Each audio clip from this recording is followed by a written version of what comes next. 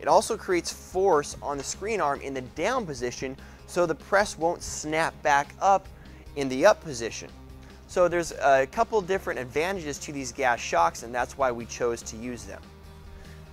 Inside the press here you have your bearing assembly. Now the bearing assembly fits onto the center shaft of the base. The bearing assembly is a double bearing assembly.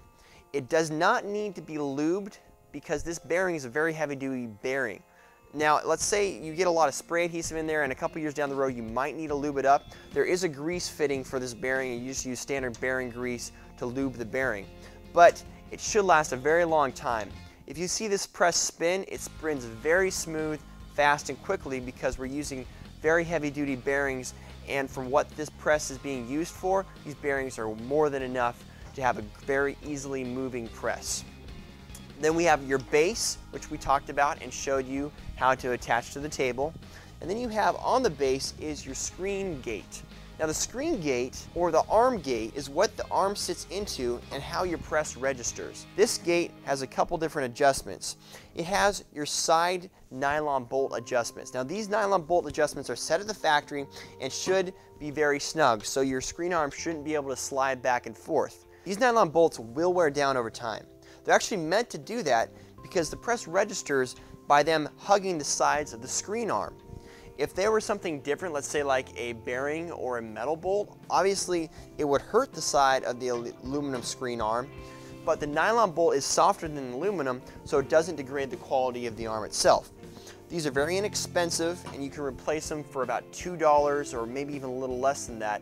They are available through us, but as they wear down, which will take a very long time to wear them down, you simply tighten them up using a 9/16 wrench so they are snug against the side of the screen arm again. You don't want them too tight. You shouldn't have to force this down into the center of the gate. It should be just snug enough so that when the arm is in the down position, it doesn't move from side to side. This is an adjustment that holds the arm up. This is set up at the factory and you typically don't need to use it or adjust it after the press is set up. The final portion of the press is the platen and the platen bracket. Bracket sits underneath the platen and it screws down to the platen.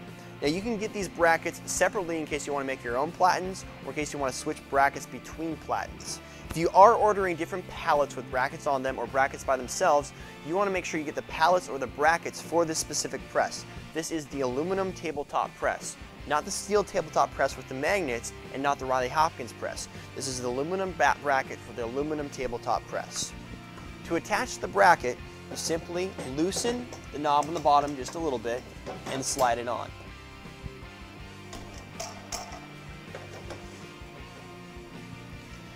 Put the screen arm in the down position.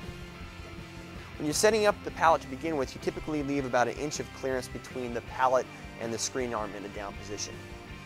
We're going to make sure it's centered by pressing it against the side of the aluminum extrusion that is the pallet arm.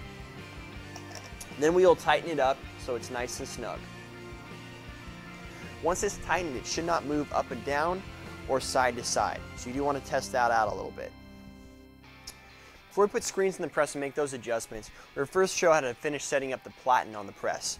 Now we strongly recommend, as we talked about earlier in the DVD and on our website, to center out the platen, meaning that you're going to create a center line in your platen so that you can orient that to the center lines in your artwork and the center lines that burn onto your screen. That makes setup a lot faster and easier to accomplish during that portion of the process. Also, a great thing to use when you're setting up your platen and when you're printing is pallet tape. Pallet tape doesn't come in a lot of the kits, but it is available on the site and through us, and it doesn't cost a lot of money. It comes in a 100-foot roll, so you get a lot of pallet tape when you order it, and that lasts you a long time. Now, pallet tape comes in different sizes. Here we have an 18-inch, and then we have a 16-inch. This is a 16-inch platen, so if we use 16-inch pallet tape, it'll come directly to the edge of our platen. Some people like using pallet tape directly to the edge of their platen. Some people like overlapping it and putting it around their platen. In that case, you would need the 18-inch pallet tape. For this demonstration, we're just going to use the 16-inch pallet tape. Now, to put pallet tape on the press and on the platen, you want to make sure that your platen is clean. So if you've been using it already, you do want to make sure that it's properly cleaned off using like a screen wash or adhesive remover. Next thing you want to do is to center your platen and center the pallet tape on the platen. Once you have the tape snug and squared to the back of the platen, pull it out and bring it down over the front of the platen. Then you can use like a sharp knife to cut around it.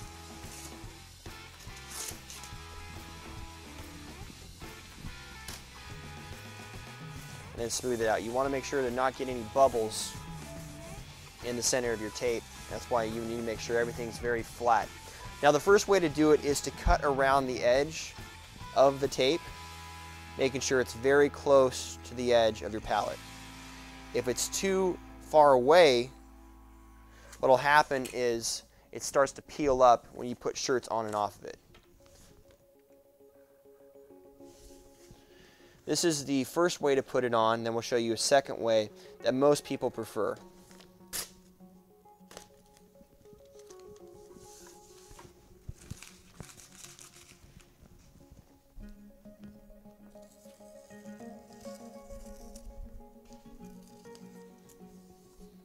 Pallet tape accomplishes several things when it comes to your pallet.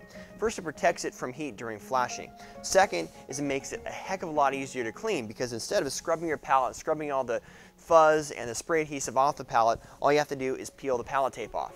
And also, you can take a Sharpie or a pen and mark the pallet tape up all you want, and you're actually not marking the pallet. You can simply remove the pallet tape and then start all over again.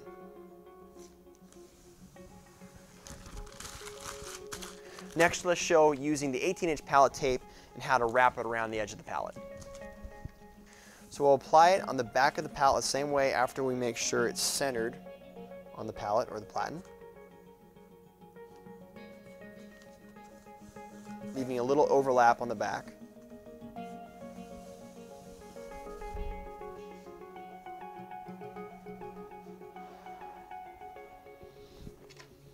We'll cut it off straight this time.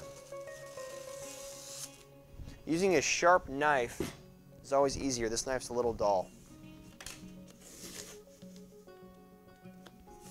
Want to make sure that it is straight on here with no bubbles. What you can do is you can take actually the roll, kind of smooth it out like this using the roll, which works as a squeegee, smooths out all the bubbles. It actually does a very good job. Next, we'll just cut these edges off, but we're going to leave room to wrap the tape around the edge. Then we'll make some slits or cuts here. When you're making the cuts, make them all the way to the board itself.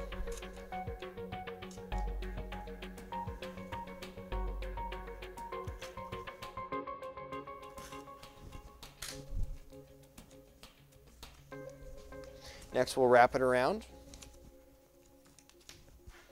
And when you wrap it, you want to make sure to wrap it as tight and snug as possible, because if you leave edges out, those edges will then catch on the shirt and your pallet tape will start to peel up, which you don't want.